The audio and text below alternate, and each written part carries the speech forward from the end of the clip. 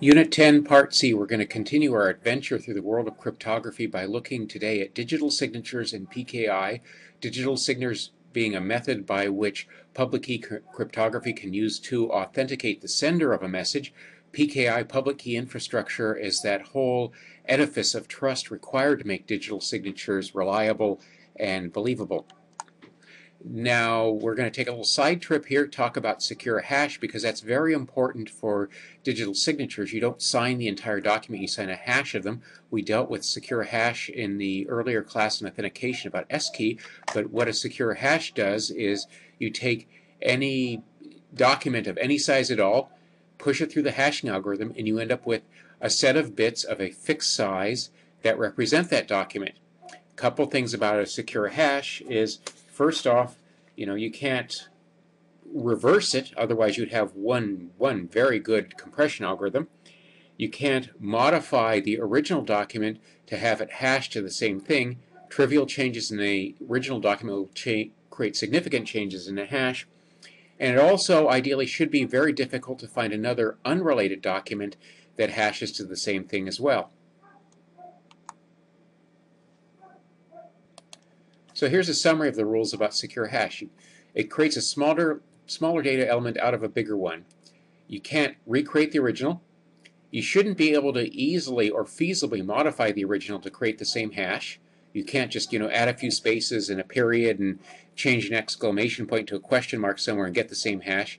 And it should also be very hard to find some other unrelated text that hashes to the same value. These are these so-called birthday attacks. They're called that because of an interesting statistical phenomena.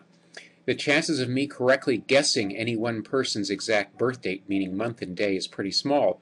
But if you have a room full of people, the chances that any two of those people have the exact same birth date is actually rather high. And it's something that makes a great party game. If you've got over, say, 20 or 30 people, chances are you do have two people with the same birthday.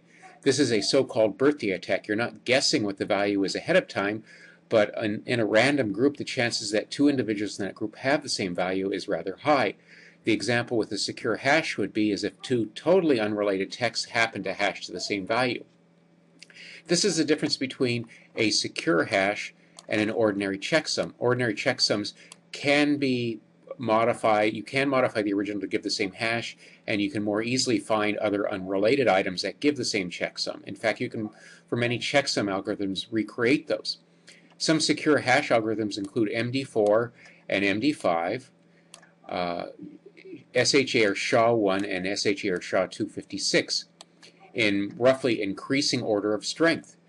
Nowadays, because of this issue of birthday attacks, and because some very clever mathematicians have found ways to get into hashes and create collisions artificially, we pretty much have to rely on SHA-256 for any real solid secure hashing. MD5, SHA-1, and certainly MD4, it is possible to generate a collision of hashes between two different documents, or even to take an original document and modify it to create a collision. Now, digital signatures are a form of message authentication. They require a public key protocol, and as with encryption, it's a similar process. You generate the keys, same thing with encryption. You use your random seed and go through some mathematical magic to come up with the private and public keys. You distribute the keys. In this case, what we originally called the secret key or the decryption key is distributed, and what used to be called the public or the encryption key is kept secret. Keep in mind that this is strictly true of RSA, but may not be true of other digital signatures, but RSA is so widely used, let's assume this is correct. The sender of the message encrypts the message, actually encrypts a hash of the message with the public key. And in signature validation, the recipient decrypts the hash using the private key. Notice that I say hash. You could, in essence, encrypt the entire message, but remember we said a characteristic of public key cryptography is that it's really slow, very processor intensive. So it'd take a long time to do this. This is where the hash algorithm comes in to save space and computation time, because a hash is a small fixed length item. Usually only a message digest or secure hash is signed.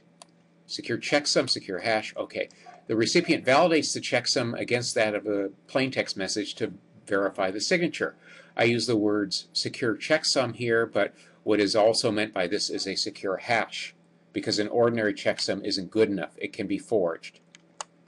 So here's the illustration. Alice is sending Bob some plain text. She takes the plain text, sends that to Bob, hashes the plain text, and then encrypts that hash with her public key, sends that encrypted hash to Bob as well. Bob takes the plain text he got in message 1, in the first part of the message rather, hashes it, takes that encrypted hash, uses Alice's so-called, quote, private key or the decryption key to get the original hash, and then compares the two. Is the one he calculated from the plain text the same as the one Alice gave him encrypted? If they are equal, the message verifies. If they're not, they don't equal. So you send the plain text, hash it, encrypt that hash. If the encrypted hash can be decrypted and it results in something that hashes to the plain text, you know first off the plain text hasn't been modified. Secondly, that this hash in fact came from Alice herself. Now, the issue with public key encryption and digital signatures, distributing the keys is very easy. I said before that with a symmetric key system, distributing keys and managing keys is very difficult. It's very easy with a public key system, but the trade-off is knowing who the key belongs to suddenly becomes the hard problem, because impersonation is the issue here. It's a man-in-the-middle attack because somebody could intercept the message I send you, substitute their own message, and pretend to be me, and if you don't do this right, the recipient won't know that it's not really me. Use of public key methods for signature raises the risk of attack by spoofing rather than a breach of confidentiality. So it's possible that somebody could forge someone else's signature and cause no end of trouble to them. And that is the real exposure here, as opposed to symmetric keys where the exposure is a breach of confidentiality. A public key is just a set of bits. To make sure that the public key is trustworthy, you need to go outside of the technical bit world and have administrative procedures and controls to bind the public key to an identity. This is what public key cryptography requires, is knowing that the public key belongs to a person. Distributing the key is easy. Knowing it belongs to the person that it supposedly belongs to is really hard. What you have to have is a trusted entity verifying the key belongs to that entity and asserting this trust by signing the key themselves. So you get a key that allows you to verify signature, and that key itself is signed by somebody you trust. You have to verify that the key is signed by a trusted entity, and you have to believe that the trusted entity follows all the proper procedures to make sure that that identity is correct, that the trusted entity is not corrupt, lazy, or negligent in signing keys, that they do their proper work and they do it consistently, and they can't be easily bribed or corrupted. Certification attempts to alleviate impersonation attacks by binding a public key to a real identity. This is the big problem, once again, with public key cryptography, making sure that the public key really belongs to the individual it purports to belong to. Now, there's a lot of certification authorities out there. These are organizations that will, upon presentation of proper evidence, sign your key and assert that, yes, this key really belongs to you. The standard for key certificates is something called X509. It's really a standard envelope or data structure for defining what makes up a key certificate. The certificate authority binds the key to an identity by signing both. What is signed is both the public key as well as name, address, telephone number, email, and all that. They sign both of them together, and by signing both of them together, they assert and provide some confidence that the two of them actually belong together. You can pay an organization, outside organization, to sign your keys for a fee. You may also self-certify your keys. Having an outside organization, paying them rather, to sign your keys has the advantage of unknown third parties that you're not aware of yet. If they trust that certification authority, will automatically trust your keys. If you sign it yourself, nobody that you don't know personally will ever trust your keys. But sometimes that's good enough. If you're a corporation and you're dealing with keys for strictly internal employee matters, self-certification, self-signing may be just good enough. Because if you're working for the place and you trust that the certification authority is proper and it has no value outside of that organization, then self-certifying can be okay. Secure sockets relies on public key encryption to work properly.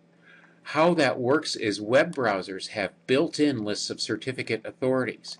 They verify the server certificates for SSL. You go to a website, the website presents you with an X509 certificate. Your browser attempts to determine whether that certificate is valid or not by checking to see if it's signed by one of those authorities. If it's not signed by them, you will get a warning message. And here is, a little look at a common browser and, some of the different certificate authorities you see out there. There's a lot of them. You notice a lot of them are national. Cryptography tends to be one thing that nation states are very jealous of and don't like to outsource to agencies or private entities under the control of other national countries, because, of course, compromising cryptography is a way that a country's citizens, enterprises, and its own national security secrets can be used in an unauthorized fashion. This is the X509 certificate. The stuff inside the blue is the stuff that is actually signed. It's the certificate itself, version, serial, the algorithm of signature, who issued it. Certificates have a validity date at least not before, if not immediately, and not after. They're not valid forever. They have expiration dates. Certificates have to be renewed every so often. This helps protect you against potential compromises both of the cryptography and of the certificate itself. It's sort of like having a user account require a new password after a certain time. The subject of the certificate, the identity, and a subject's public key algorithm and public key. These three things here, the algorithm, key, and subject, are the most important elements here. You have identifiers, extensions, etc., other stuff. So the certificate is an envelope. It contains all the stuff about the signing authority, where the certificate is in the grand scheme of things of the signing authority, and the subject's identity and the subject's key. Outside of the signed stuff is what the CA signature algorithm is and what its signature is for this whole bundle here. How do you get a certificate? Well, first, if you want to get one for yourself, you create a certificate signing request, or CSR. If you're using Apache, if you're in the open source world, you can use OpenSSL. And this is the command you do to just create a new certificate signing request. It's just a simple command line thing in a Linux or other Unix environment if you've got OpenSSL. This creates the public-private key pair. The private key stays on your server. The public key becomes part of the CSR, in this case named server.csr. You then submit the CSR to the certificate authority by email or other means. When the certificate authority validates your identity and is paid for its services, it generates the X509 cert and makes it available to you. You can obtain the cert in several ways. You can download it, get it emailed to you, etc. You can then install it into your server, Apache, IIS, or whatever, to use for your HTTPS SSL traffic. Assuming the CA is one of those provided by default in web browsers, your users will experience seamless cryptographic security. If you use Bob's discount CA, and he's not in the web browser as a default, your users will find a message that says this certificate authority is not recognized. Danger, danger. Do you really want to trust this guy? We don't think you should, but if you insist, we'll let you trust him. You don't want that to happen if you're selling stuff to people on the internet. You will lose some customers sometimes. Now, public key infrastructure is a mechanism for managing keys throughout an organization. It includes policies regarding key use, how keys are generated and assigned, how keys are published, how keys are revoked and expired. By the way, what happens if a key is compromised, or what happens if you issue a cert to somebody and a week later they leave the company? That cert obviously isn't valid anymore. It has to be revoked. Certificate key revocation is actually a very difficult thing to do in most public key systems. You actually have to look for a certificate revocation list, or CRL, to know that a key has expired. In your Windows Internet Explorer browser, by the way, there's a couple of pre-made key revocations already in it, and these are both keys from an individual who managed to spoof Microsoft and get a valid-looking key from a certificate authority that wasn't totally on the ball. So this became a widely publicized case a few years ago, and as a result of that, these keys are forever revoked in every Microsoft browser. Key certification, key escrow or recovery. If you're in a corporate environment, people are being issued keys, say, to encrypt corporate data. If the person just kind of vanishes someday, you need some way to recover the stuff they've encrypted. You may have a key escrow system set up where the key is held by a trusted party within the organization, and somebody who has proper authorization can get a copy of the individual's private or encrypting key to decrypt whatever it is they've left. And you may also need to maintain old keys because old messages may have been signed by somebody, and 5, 10, 20 years from now you need, because of litigation or some other sort of business purpose, to re-verify the signature. You need to keep the old signature verification keys around for that purpose.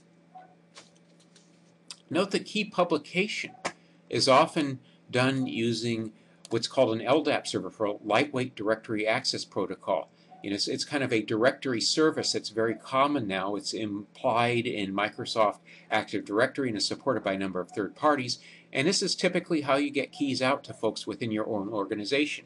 You generate the keys, you sign them, and then you put them on your LDAP directory. So if somebody needs to know someone else's public keys, they are there. The components of a public key infrastructure: administratively, registration authority, certification authority. The registration authority is the actual party that verifies the user's identity and authorizes issuance of a certificate. Registration authorities are often human beings. It's somebody who checks your ID, maybe looks up your identity in some sort of corporate employee directory, makes sure it's really you, and then manually generates a request to have your key become certified. The certification authority itself is an entity that issues digital certificates.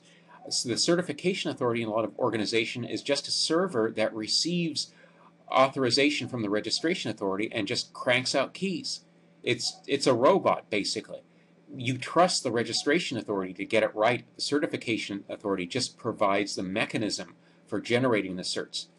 Machines that contain certification authorities are very highly secured because a compromise of this machine would compromise the entire identity infrastructure of your organization. So in a data center, these are the things behind wire cages with motion sensors that nobody who's unauthorized can possibly get anywhere near. The certificate repository is a place where the public certificates are kept. As mentioned previously, this is typically an LDAP directory so that folks looking up your other identity information, phone number, cubicle number, etc., can also find your public cert. A certificate practices statement lists the obligations of various parties, operational procedures, audit requirements, etc. It is, what is this key good for, how is it meant to be used, and how will we be issuing and revoking it, etc. So the certification practices statement is how is the key authorized to use, what is it good for, and who can use it for what. Public key authorities like VeriSign and so forth, who issue their keys for a wide audience of folks on the internet, will publish their certification practices statement for each type of key they will sign.